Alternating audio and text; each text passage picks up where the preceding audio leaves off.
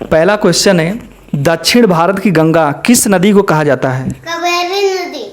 बहुत बढ़िया। कावेरी नदी को दक्षिण भारत की गंगा कहा जाता है। और जो ये इसका उद्गम है, यह कर्नाटक के ब्रह्मगिरी या पुष्पगिरी पहाड़ी से निकलती है, ठीक है। और यह मुख्यतः 2 राज्यों में बहती है, कर्नाटक और तमिलनाडु।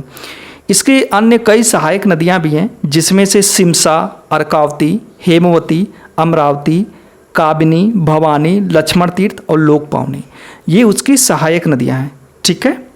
और यह एक ऐसी पहली नदी है दक्षिण भारत की जो कि वर्ष भर इसमें जल बना रहता है। यह सदावाहिनी नदी है। जैसे राजस्थान की चंबल नदी, उसमें हमेशा जल भरा रहता है साल भर, वर्ष वाहिनी है वो। उसी तरह दक्षिण भारत की यह पहली ऐसी नदी है जिसमें साल भर पानी पड़ा रहता है।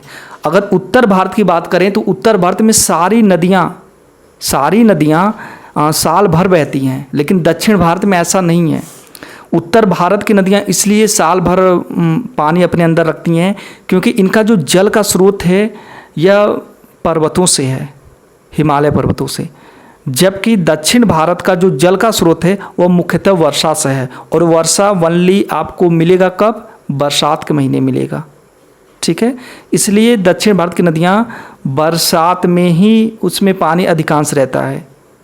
कावेरी एक ऐसी नदी है जो कि गर्मी में भी रहता है, दक्षिण भारत की ऐसी नदी है, ठीक, याद रह जाएगा।